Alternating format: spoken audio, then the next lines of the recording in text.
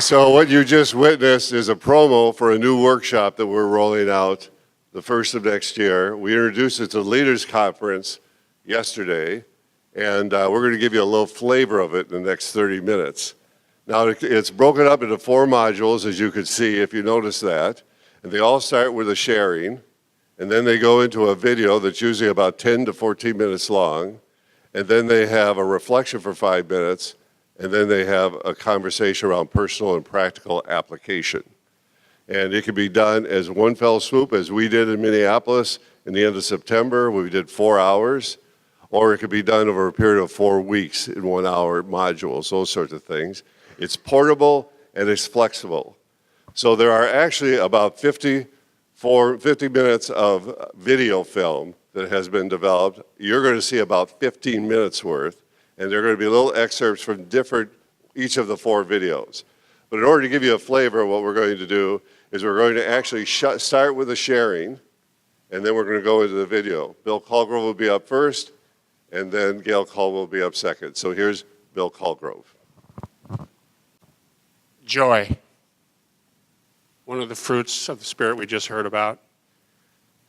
Brothers and sisters, there is indescribable joy in caring for our coworkers. Indescribable joy in caring for our coworkers. Today you're going to hear part of my story. 3 weeks after 9/11, I was part of a group that took a controlling interest in a furniture manufacturing and importing company. My corporate marching orders were to take a West Coast company and to build it into a national brand. My personal marching orders was to build a company that would be pleasing to God. About this time, furniture manufacturing and furniture jobs were all being exported overseas to China.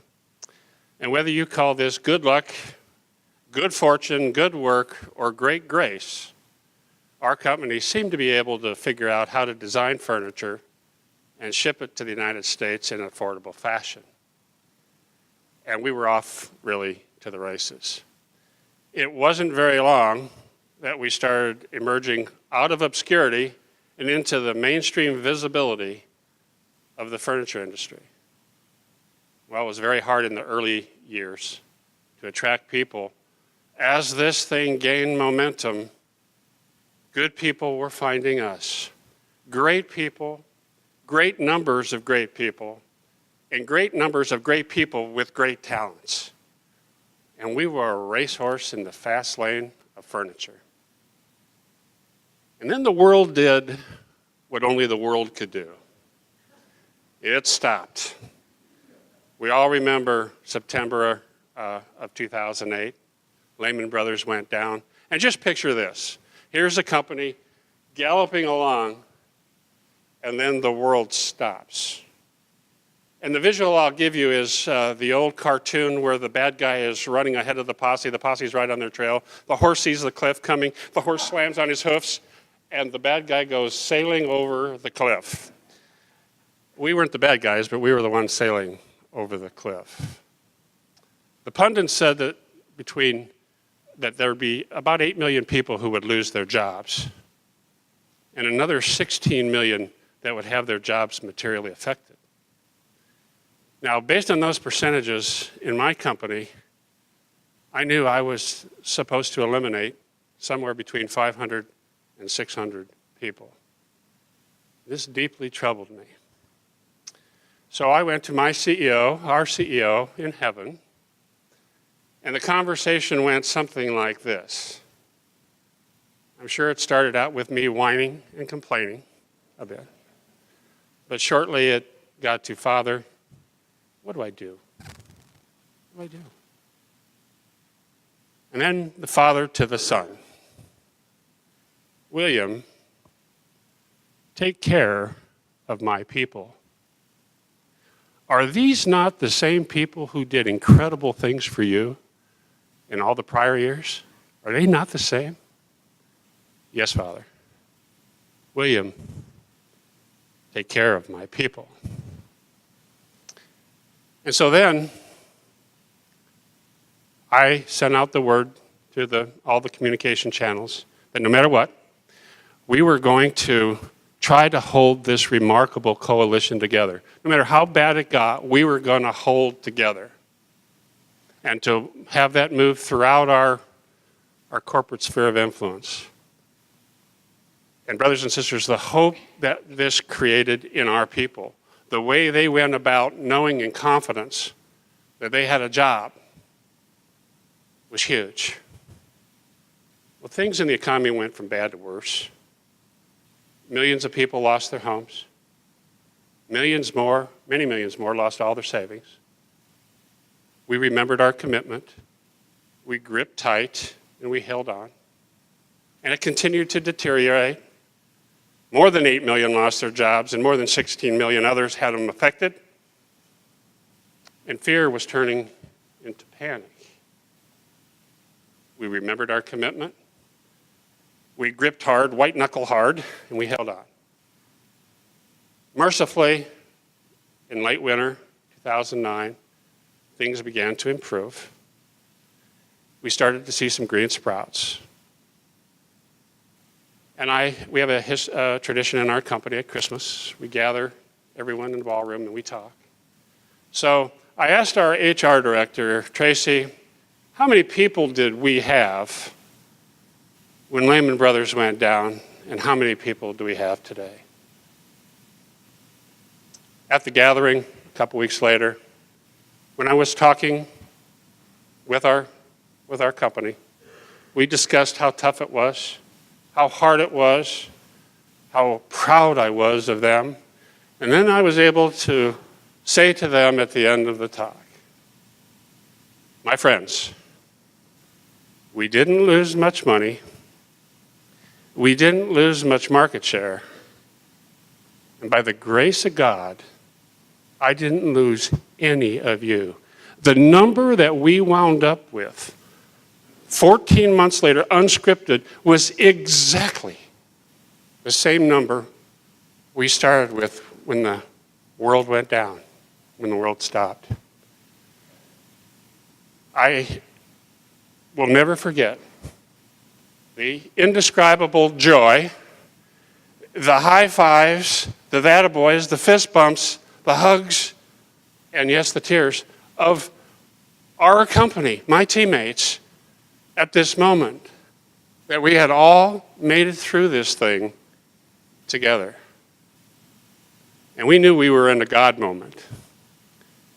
But what I didn't know was that the furniture industry was watching this whole exercise. 2 weeks after this, the furniture industry acknowledged and recognized the hard work and selfless work and hopeful work of our company. They called us the Company of the Year in the furniture industry. And 4 months later, the same group, my teammates, were recognized with the Spirit of Life Award that's given to the company in the furniture industry that over a lifetime demonstrates corporate citizenship and philanthropy. The world saw. And Therese, in your word this morning, you talked of the darkness of dark. Sometimes it takes the darkness of dark for the brightness of light to show through. And the hope of my teammates was this light. That was this light. And to think that it all began in one quiet moment when a hopeless son heard from his father, William, take care of my people. Rejoice.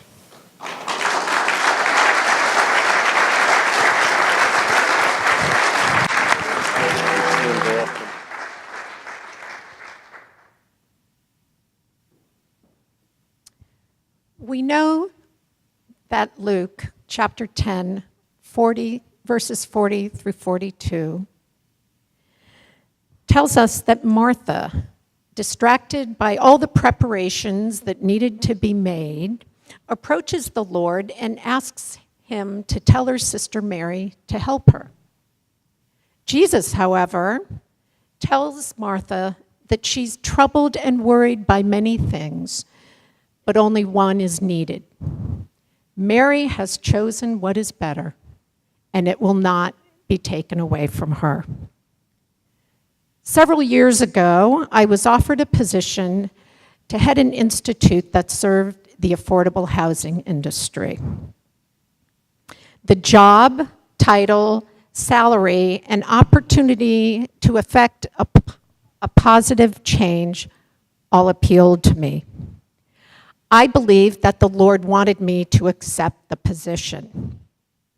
Although I was a believer, like Martha, I did not sit quietly in the Lord's presence, but chose instead to go about my business and accepted the position. My selfish ambition and absence of spiritual discernment led to disastrous outcomes.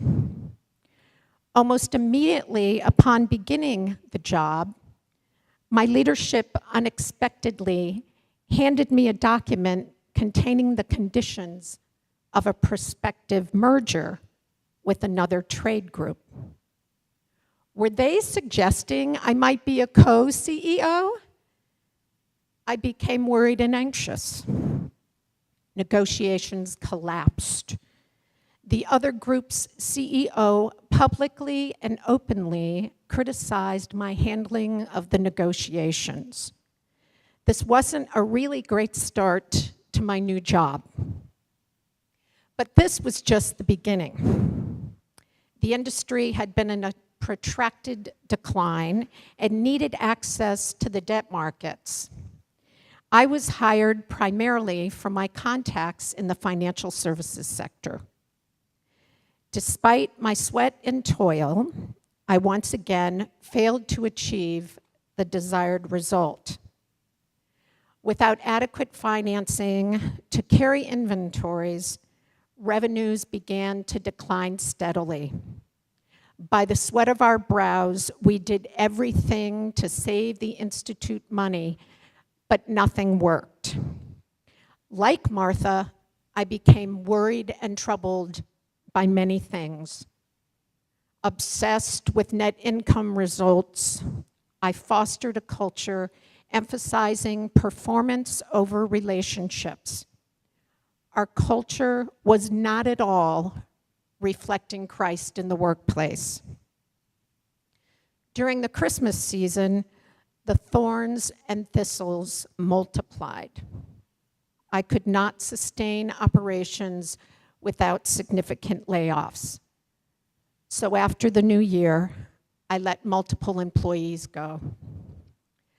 One of my favorite employees, we'll call him Joe, was so distraught after receiving the news, he asked me if he could meet with me face to face again in person, and I agreed.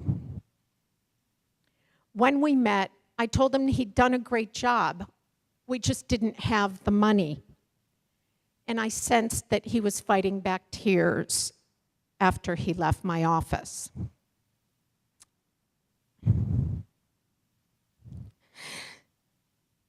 Then one Monday, early in January, a colleague came to my office. He told me something terrible had happened. He said that over the weekend, Joe had placed a shotgun to his mouth and pulled the trigger. He was 30 years old. Thank you. Brothers and sisters, there's nothing quite like the feeling of staring in a mother's face who has just lost her only child to suicide. She was inconsolable.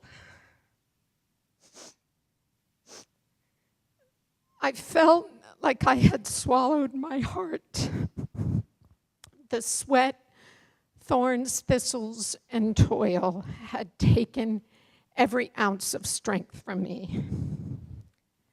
Although I went to work every day, I really wasn't there.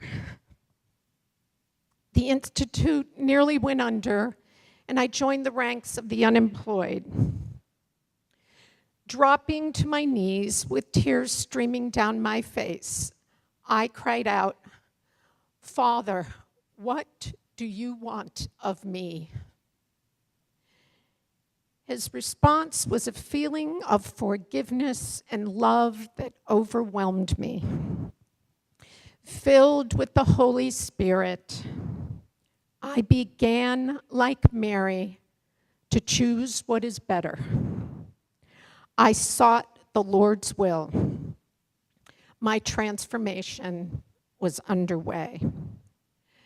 Just 1 month later, I received a call from my former employer before I had joined the Institute. Would I be willing to take my old job back, they asked me. They wanted me to rebuild my old group who had been downsized. What joy the Father had brought me, a second chance. Glory. As I deliberately chose what is better, the Father blessed us many times over. The group was replenished with humble, qualified individuals.